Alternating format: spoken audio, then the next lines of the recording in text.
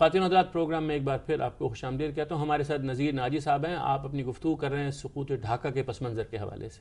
ناجی صاحب. جی تو میں عرض یہ کر رہا تھا کہ جب مشرقی پاکستان میں ایک معاشی انسانی حقوق کا حق خود ارادیت کا مسلم قوم کے ثقافتی اور تہذیبی شناخت کے حوالوں سے پاکستان مانگا جا رہا تھا، تو مغربی پاکستان کا جو علاقہ تھا وہاں پر وہ پاکستان نہیں مانگا جا رہا تھا.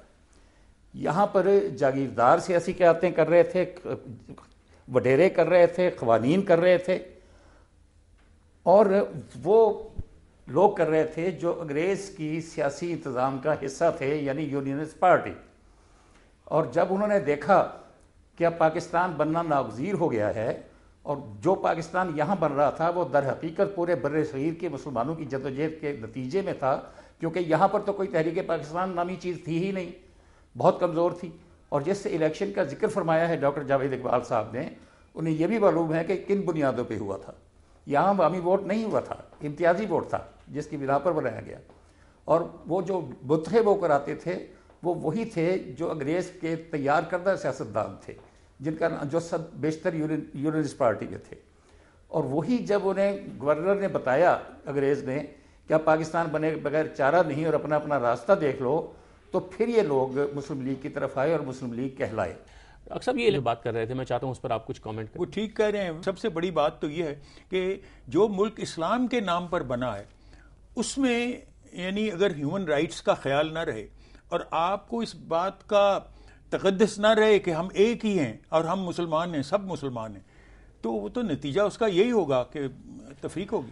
ڈاکٹر مرغی صاحب یہ فرمائیے کہ یہ جو جاگیرداری تھی مغربی پاکستان میں اور یہاں کی جو قیادت تھی، یہ جو یہاں کی برادریاں تھیں، اور وہ ہم دیکھتے ہیں تاحال کچھ فرق زیادہ نہیں پڑا اس کے اندر.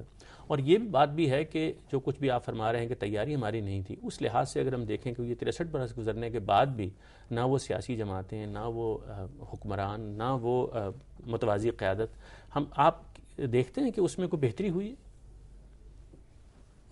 بدقسمتی سے اس کا جواب اسبات میں نہیں دیا جا سکتا.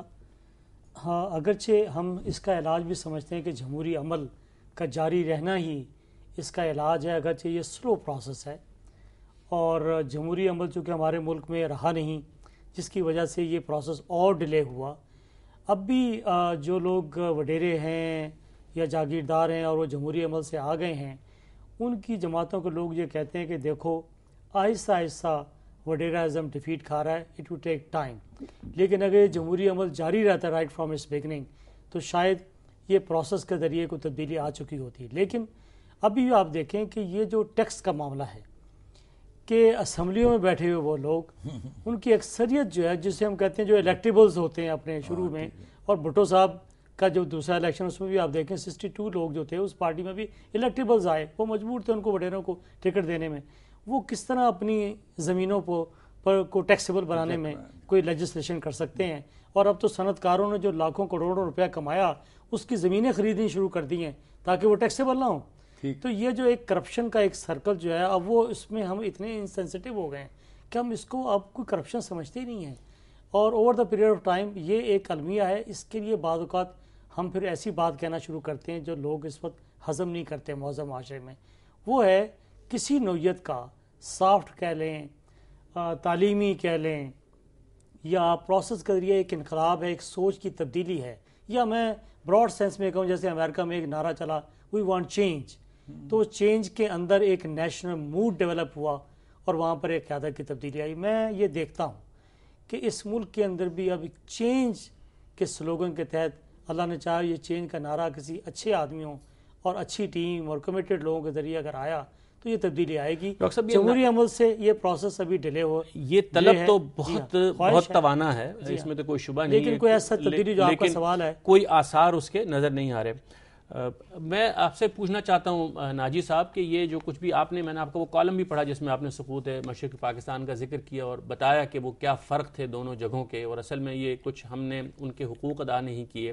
اس لحاظ سے اگر دیکھا جائے تو ہم اپنے اس وقت کے سیاسی ماحول میں بھی ہم جو قیادت رکھنے والے، اقتدار رکھنے والے گروہ ہیں، وہ وہی غلطیاں دہرا رہے ہیں. میں چاہتا ہوں آپ اس کچھ تفصیل سے بیان کریں. پہلی بات تو یہ ہے جی کہ ہم مشرقی پاکستانیوں کو حقوق دینے والے کون تھے؟ اکثریت تو ان کی تھی، حکومت انہیں کرنا چاہیے تھی. ہم نے پہلے انہیں حکومت میں آنے سے روکا، ان کی اکثریت کو اپنے مساوی کیا اور 52% کو 48% کے برابر کر دیا.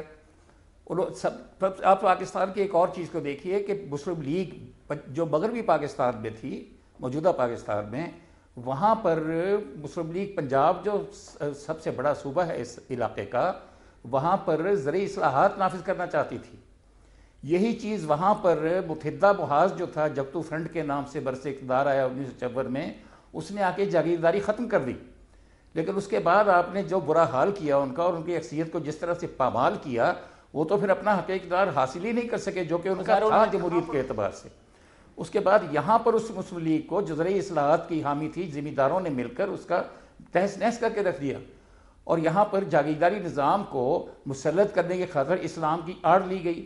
مجھے تو علماء کرام سے بھی شکایت ہے کہ یہ لوگ یقینی طور پر اپنے عقیدے کے مطابق اور اپنے منصب کے مطابق، اپنے مشرب کے مطابق وہ انصاف چاہتے تو جو اسلام کے اندر کار فرما ہے، لیکن انہوں نے یہ ہمیشہ ہی جاگیرداروں کے اور اس کے بعد ان کے فوجی ساتھیوں کے اور ان کے بیوروکریٹ ساتھیوں کے ایجنٹ بنے اور ان کے سیاسی مقاصد کے خاطر کھیلتے رہے. ناجی صاحب یہ ایک بہت اہم نقطہ ہے. میں بلکہ چاہوں گا ڈاکٹر مغیث صاحب سے اس میں ہم انپٹ لیں گے. وقفے کے بعد ہم پوچھیں گے ڈاکٹر مغیث سے کہ یہاں کی جو اسلامی جماعتیں تھیں انہوں نے آخر اس مسئلے کا کیا حل دیا اور کوئی حل دیا بھی یا نہیں.